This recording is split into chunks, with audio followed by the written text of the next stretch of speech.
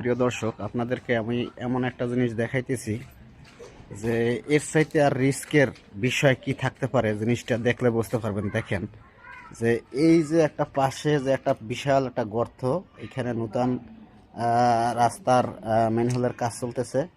আর এই যে দেখেন এখানে 4টা কুকুরের বাচ্চা।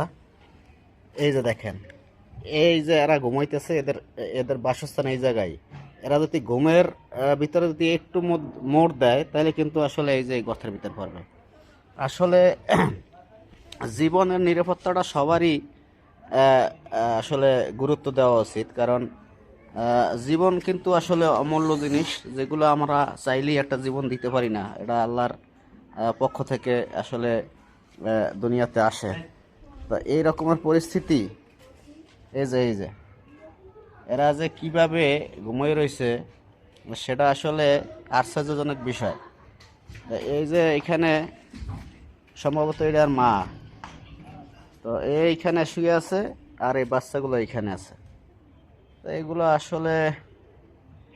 আসলে পশু প্রাণী আর মানুষের ভিতরে এই জিনিসটাই পার্থক্য, যে একটা মানুষের বিবেক আর আল্লাহ একটা পশুর বিবেক একরকমের দেয় না। দেখেন, মানুষের বাচ্চা হলে অবশ্যই এই জায়গায় তারা আশ্রয় নিত না, বা এই জায়গায় তারা এইভাবে থাকতে পারতো না। তো আসলে এইগুলো খুবই দুঃখজনক ঘটনা। আর এখন বর্তমানে রাস্তাগুলো এমনভাবে কাটছে যে এগুলো যে কোথাও যাই আশ্রয় নেবে সে ব্যবস্থাও নাই।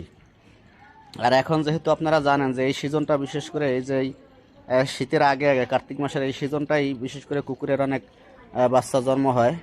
তো এই সময় কিন্তু অনেক বাচ্চা কাচ্চা এরকমের আসলে ড্রেন বা আপনার নর্দমা নালা পরে আর আসলে তারা মৃত্যুবরণ করে।